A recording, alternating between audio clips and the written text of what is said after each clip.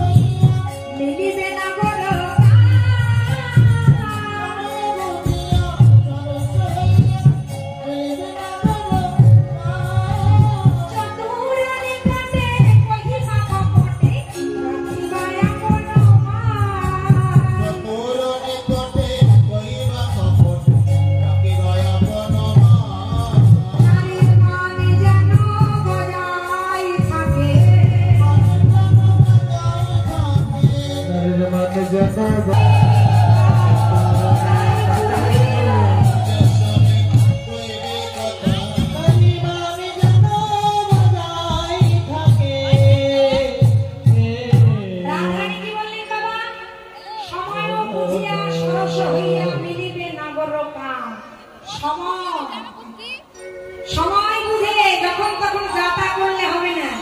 সারা বলুন, কাজকর্ম বলুন, সকল কিছুর জন্য একটা সময় আছে কি না? তাই তো, সকল কিছু সময় আছে। দিনের যেমন 3টে কাজ, সকাল দুপুর সন্ধ্যা, মানব জগতের আমাদের 3টে কাজ, বাল্যকাল, যৌবনকাল আর বৃদ্ধকাল। সময়ের দিনে সময় না করলে গন্ডগোল হয়ে যাবে, কেননা সময়টা কেমন? সময় হচ্ছে নদীর স্রোতের মতো, চলেই যাচ্ছে গেলে আর ফিরে আসবে নাকি? নদীর স্রোতের প্রায় সময় বহিয়া যায়, সোনার ঘড়ি বেজে বলে টিক টিক টিক, আর সময়ের সাথে যে জানা না চলে তারে শত দিন। এই যে সময়টা ওই সমস্ত কালিগুলো মনের ওপরে একেবারে অনেক অনেক কিচি কিচি দাগ কেটে দেবে। আর সেই দাগের মধ্যে অনেক যদি দাগ থাকে, একটা কাগজের উপরে কালি দিয়ে যদি অনেক দাগ থাকে দেওয়া থাকে, তাতে স্পষ্ট করে আপনি যে লেখাটাই লিখুন না কেন সেই লেখা কিন্তু দেখা যাবে না। দেখা যাবে কি? ঠিক তদ্রূপ বাল্যকালে যদি কোনো শিশুর হৃদয়ে কৃষ্ণ এই হরিনামটা যদি কেউ লিখতে পারে, সেই লেখাটা একদম পরিষ্কার হয়ে তার অন্তরে গাথা থাকে, লেখা থাকে। কিন্তু বয়স বাড়ার সঙ্গে সঙ্গে কামনা বাসনার কালি যখন লেপে যায়, সেইখানে কৃষ্ণ আপনি যতই সুন্দর করে হরির নামটা লিখুন না কেন, ওই নামটা আর ভালো বোঝা যায় না। তাই তো বললেন বাংলার বিখ্যাত কবি লালন ফকির বললেন কি, আহা সময় গেলে, সময়ের জিনিস সময় করতে হয়। কাজ করবেন, কাজ করবেন ভাবছেন কিন্তু হবে না। না, সময় গেলে সাধন হবে না। ওরে মনি রে আমার, সময় গেলে সাধন হবে না। কারণ আমাদের পরবর্তী প্রজন্ম যারা, তাদেরকে তো এইভাবে ভক্তির পথে নিয়ে যেতে হবে। পিতামাতারা যেমন আচরণ করবে সন্তানরা তো তাই দেখে শিখবে, তাই তো? আপনি যেমন করবেন তেমন সংসারে আপনাকে দেখে শিশু শিখবে। ওই যে বাড়িতে গুরুদেব এসেছে, ছোট্ট ছেলেটা দৌড়ে যেতে গিয়ে বাবার গায়ে পা লেগেছে, তা পা লাগলে বড়জনদের গুরুজনদের গায়ে পা লাগলে কি করতে হয়? মা প্রণাম করতে হয়, ভক্তি করতে হয়, প্রণাম করতে হয়। শিশু তো জানে না, ছুটে চলে যাচ্ছে, গুরুদেব বসে আছে, বাবার একটু খারাপ লাগলো, গুরুর সামনে ছেলেটা গায়ে লাঠি লাগলো, আমার কোথায় প্রণাম করবে? বলে জানিস না বড়দের গায়ে পা লাগলে তাকে প্রণাম করতে হয়। ছোট্ট ছেলেটা খেতে যাচ্ছিল, দাঁড়িয়ে বললো, কি বললে বাবা? এই বড়দের গায়ে পা লাগলে মানে লাথি লাগলে প্রণাম করতে হয়? বলে হয়তো, এটাও জানিস না? ছোট্ট ছেলেটা কাছে এসে বলছে, বাবা তুমি গত পরশুদিন যখন অফিসে যাচ্ছিলে ঠাকুমা তো বারান্দায় বসেছিল, তুমি যেতে গিয়ে তোমার পাটাও তো ঠাকুমার গায়ে ঠেকলো, তুমি তো প্রণাম করলে না? ঠাকুমা কি তোমার থেকে ছোট? হরি বল হরি বল। দেখো সারিয়ে বলছি, বাবা ওই ঠাকুমাকে প্রণাম করতো। শিশুটাকে আজ বলতে হতো না যে গুরুজনদের গায়ে পা লাগলে তাকে প্রণাম করতে হয়। তাহলে বলে না, মায়ের শিক্ষা আগে হলে শিশু শেখে মায়ের কোলে।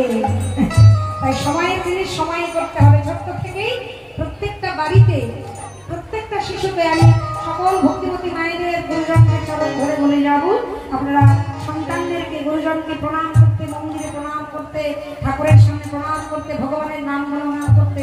দেখুন সকাল হলেই আমরা প্রত্যেকটা শিশুর উপরে সমস্ত কিছু চাপিয়ে দিই, একটা বড় ব্যাগ দিয়ে বলে যা স্কুলে যা, প্রাইভেটে যা। কিন্তু একবার আমরা বলি না যে দিনটা শুরু করার আগে 2 মিনিট ঠাকুর ঘরে গিয়ে, 5 মিনিট ঠাকুর ঘরে গিয়ে ঠাকুরের কাছে গিয়ে একটু ভক্তি ভরে প্রণাম করে একবার তাকে দর্শন করে আয়, একবার তার একটু 5 মিনিট তার নাম কর। এই শিক্ষাটা যদি ছোট থেকে দেওয়া হয় না, আর এই কলকাতায় এত বৃদ্ধাশ্রম থাকতো না, আর বুড়ো বুড়ি মা বাবাকে দুটো অন্যের জন্য এই ছেলে ও ছেলের কাছে ওই মাস ভাগ করতে হতো না। তাই বল হরি বল হরি বল। তাই সময় করে সকল কিছু করতে হয়। তাই তো কবি বলছে, যেমন অসময়ে কৃষি করে আরে মিছা মিছে খেতে মরে, অসময়ে কৃষি করে মিছা মিছে খেতে মরে। কাজে যদি অবহায় বিদের জোরে ফল তো ধরে না, ফল তো ধরে না। সময় গেলে সফল হবে না। ওরে মনে রে আমার, সময় গেলে সময় গেলে সময় গেলে সাধন। একটা সূর্যের আবার এরকম তাপ ভাবুন, এই 12টা সূর্য প্রথমে 12টা ছিল না, একটাই ছিল, একটা ছিল। এত তাপ, এত অহংকার, তার যখন বিবাহ দেবে কেউ কোনো মেয়ে রাজি হচ্ছে না, মেয়ের বাবারা সূর্যের সঙ্গে তাদের মেয়ের বিবাহ দিতে চাইছে না। শেষে চুপ করে বিশ্বকর্মা না বলে তার মেয়ে সংজ্ঞার সঙ্গে সূর্যদেবের বিবাহ দিয়ে দিলেন। কিন্তু সূর্যের এত তাপ যে সংজ্ঞা দেবী কিছুতেই সংসার করতে পারছে না, তার সঙ্গে থাকতে পারছে না, তার তাপ সহ্য করতে পারছে না। তাই সংজ্ঞা দেবী কিছুদিন সংসার করলেন, তার 2টো সন্তান হলো, একটা হলো যম আর একটা কন্যা যমুনা। এবার সংসার যখন করতে পারছে না, বললেন কি তারই একটা প্রতিমূর্তি সংজ্ঞার মতো দেখতে একই রকম একটা মূর্তি গড়ে চুপ করে চলে এলেন। সূর্যদেবকে না বলে বিশ্বকর্মার কাছে, নিজের পিতার কাছে এসে বললেন, পিতা বেছে বেছে এমন স্বামী দেখে আমার বিবাহ দিলেন যে আমি তার সঙ্গে সংসারই করতে পারছি না, তার কাছে আমি যেতেই পারছি না, তার তাপ সহ্য করতে পারছি না, তাই সংসার ত্যাগ করে আমি চলে এসেছি, আপনি আমায় আশ্রয় দিন। বিশ্বকর্মা বলল, কি বলছিস না? বিয়ের পরে তার স্বামীর ঘরই হলো মেয়েদের, ওটাই নিজের ঘর, এখন আর এই ঘরে তোর কোনো জায়গা হবে না। বিশ্বকর্মা জায়গা দিলেন না, আমি তো রাখতে পারবো না, তুই চুপ করে এসেছিস, আমি তোকে থাকতে দিতে পারবো না। সংজ্ঞা বললেন, বেশ, নিজের বাবার ঘরে আমার আশ্রয় হলো না তো, তাহলে জগতের বাবার কাছে আমি যাব। জগতের বাবা কি? তাকে সবাই আমরা বাবা বলি, কাকে গো? ভোলে বাবা, দেবাদিদেব মহাদেব, ভোলে বাবা। ওই কৈলাসে গেলেন সংজ্ঞা, বলে, বাবা আমি আপনার কাছে এসেছি, আপনার আশ্রয়ে থাকতে চাই। ভোলেনাথ বললেন, বেশ তো, তুই আমার মেয়ে হয়ে থাকবি, যেতে হবে না, ওই সূর্যের সংসারে তোকে যেতে হবে না, তুই থাক। এবার ওদিকে সংজ্ঞা যে ছায়ামূর্তিটা গড়ে রেখেছি এসেছিল, তার একটা সন্তান হলো, তার নাম হচ্ছে শনি। এগিয়ে পায়রা একটু আরেকটু এগিয়ে আসা, পিছনের দিকে জায়গা হচ্ছে না তো, আরেকটু জায়গা আছে, সবাই ভক্তের চরণে নিবেদন, আপনারা একটু এগিয়ে এসে একটু জায়গা করে দিন, সকল ভক্তদের শোনার জন্য সুযোগ করে দিন। তা ছায়া মায়েরা যেখানে ছিলাম, ছায়া যখন তার একটা সন্তান হলো, ছায়ার সন্তানের নাম হচ্ছে শনি। শনি দেবতা, দেখুন সূর্য দেবতার দুই সন্তান, যাদের নাম শুনলে আমাদের আত্মারাম খাতো খায়, এক হচ্ছে যমরা আর এক হচ্ছে গ্রহরা। এই দুজনের কথা শুনলে আমাদের বড় ভয় লাগে। এই শনি দেবতার প্রসাদ দেখবেন বাড়িতে আনতে হয় না, যেখানে পুজো হয় সেখানে খেয়ে ওই মোড়ের মাথাতে হাত ধুয়ে তারপরে বাড়িতে আসতে হয়, কেননা শনির দশা কারোর ঘাড়ে চাপলে 12 বছরের আগে নাকি নামে না। এবার দেখুন ছায়া কি করে, নিজের সন্তানকে ভালোবাসে, কিন্তু ওই যম আর যমুনাকে ভালোবাসে না, খেতে দেয় না। কিন্তু ব্রহ্মা কি এমন হয় গো, তার যদি 3টে সন্তান থাকে, 4টে সন্তান থাকে, মায়ের কাছে সব সন্তান সমান। সূর্যদেব একদিন দুদিন করতে করতে ধরে ফেললেন, আর যখনই বুঝতে পারলেন এ তো সংজ্ঞা নয়, সংজ্ঞার প্রতিমূর্তি ছায়া, তাহলে সংজ্ঞা কোথায়, চলে গেলেন বিশ্বকর্মার কাছে, রেগে রেগে এত অহংকার। কি বিশ্বকর্মাজি, আপনার এত বড় সাহস, আমার স্ত্রীকে আপনি লুকিয়ে রেখেছেন আপনার ঘরে, বের করুন, কোথায় আছে সংজ্ঞা, তাকে এক্ষুনি আমার সামনে হাজির করুন। বিশ্বকর্মা বলল, এই যে আমি তোমার সম্পর্কে শ্বশুর মশাই, ওই গলার আওয়াজটা নামিয়ে আমার সঙ্গে কথা বলো, সম্মান দিয়ে আমার সঙ্গে কথা বলো। সূর্যদেব বলছে, আর সম্মান কি দেবো, মেয়ে তেমনি হয়েছে তার বাবা। বিশ্বকর্মা রেগে গেলেন, কি এত বড় কথা, সঙ্গে সঙ্গে তার অস্ত্র ছুঁড়ে মারলেন সূর্যদেবের দিকে।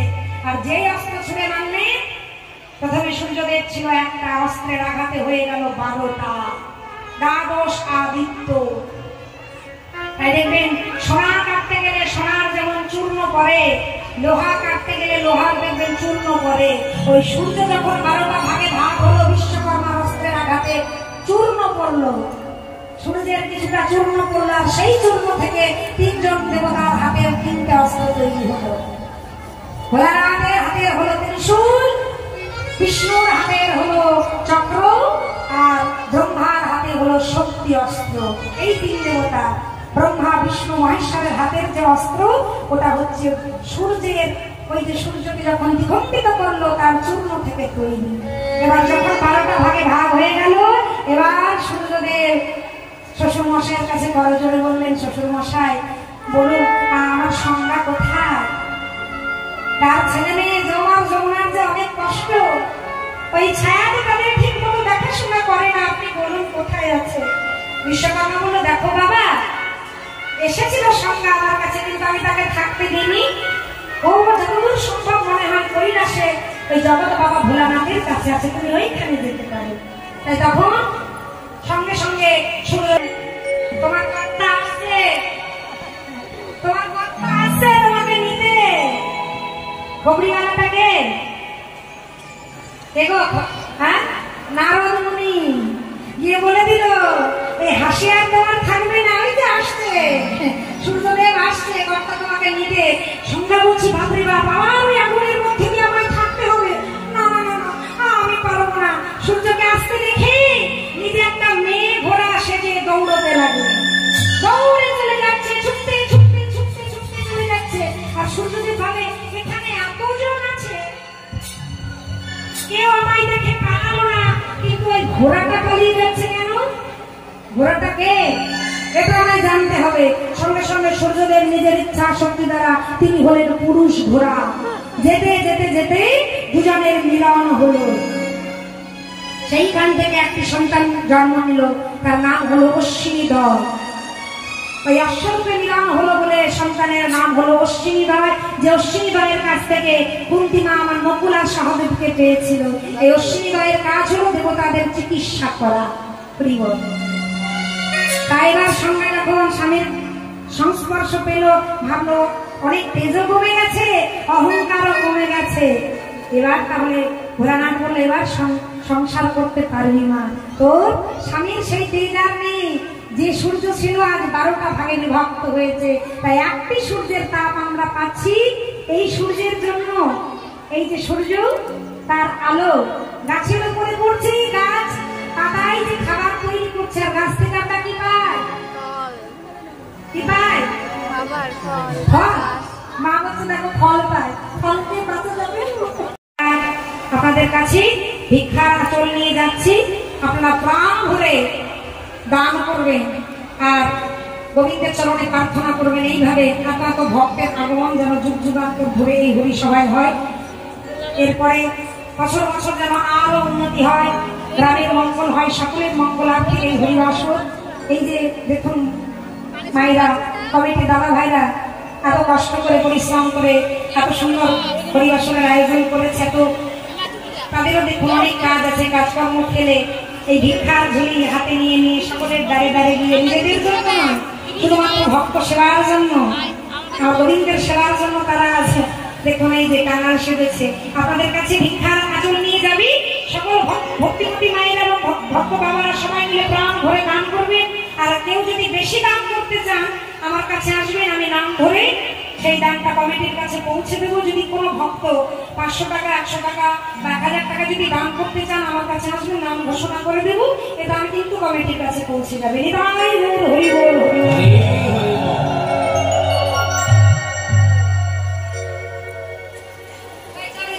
যখনই আমি এবার যাবে বলে